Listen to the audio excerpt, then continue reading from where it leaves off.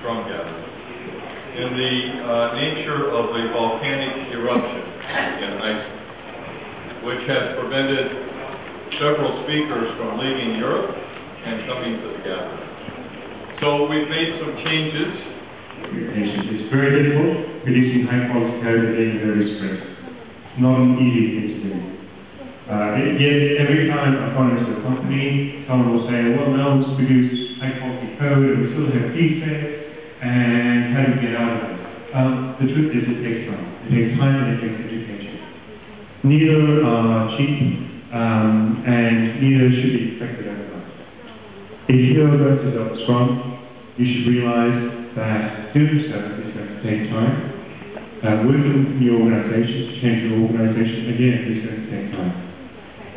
If you're going to introduce extreme programming technical practices, then you should expect the same thing from your teams. In other words, extreme programming practices take time to learn, they take time to understand, and some of the concepts are non-trivial and very, very different from traditional software engineering concepts. So you should not expect your engineers to change their ideas and their practices overnight. That takes time and that takes education.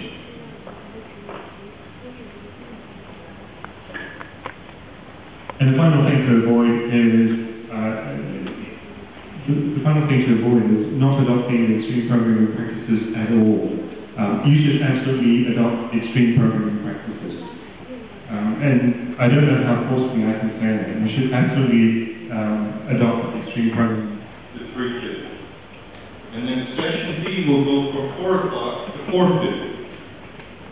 And then we'll meet back in here at 5 o'clock. And we'll close the space. That's what we call, when we come back together, talk about how things went. That's what it's all about. And so you can choose where you want to put your copy in any of these areas.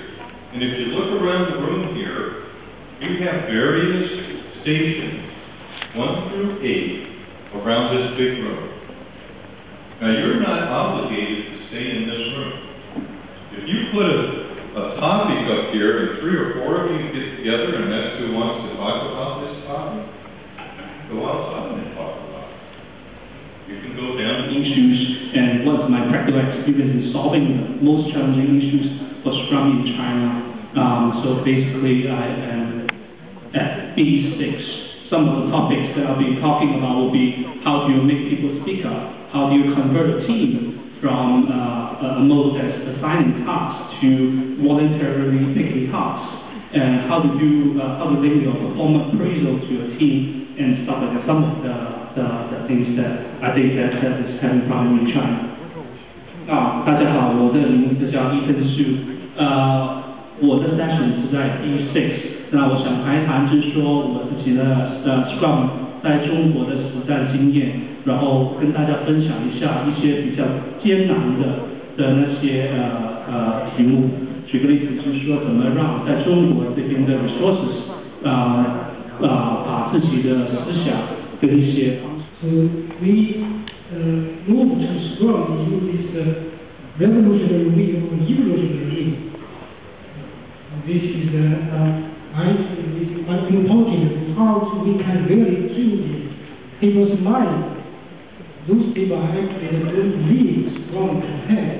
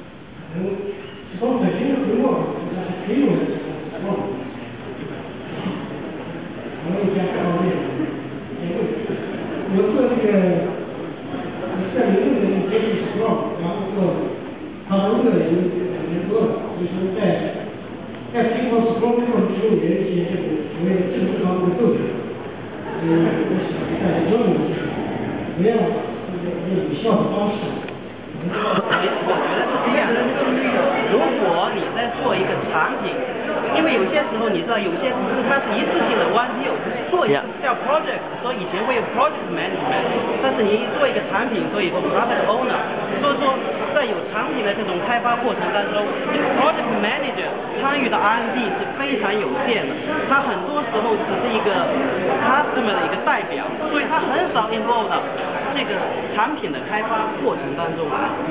所以这是我的想法，我的观点。我觉得这个理解可能是不一样的，就是说，因为我是传统这种 software development company，这种里面也有这种 project manager，这个 project manager role is responsible for project success and deliver the software on time and on quality. So I'm very curious about to see what happens here on stage. 42. What's the reason for 42? Any one of you is familiar with Douglas Adams' Hitchhiker's Guide to the Galaxy?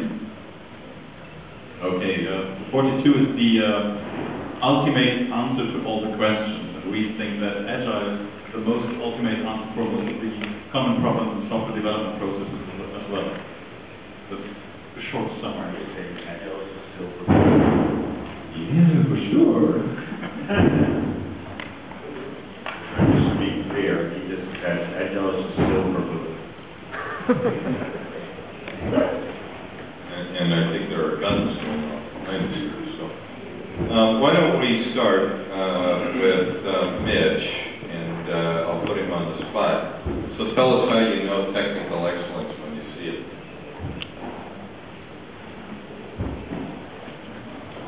So a little bit about my background is I started off doing development in the 90s and have pretty much quit. And every time I hop into Visual Studio, because that's my IDE of choice, every time I hop into Visual Studio, the teams that I'm working with often say, please stop writing code because it's terrible.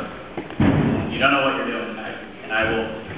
Valid questions here, but I think that we have to be careful that we just don't sit on the sideline and criticize, and don't think that we don't have some input in the solution of the problem.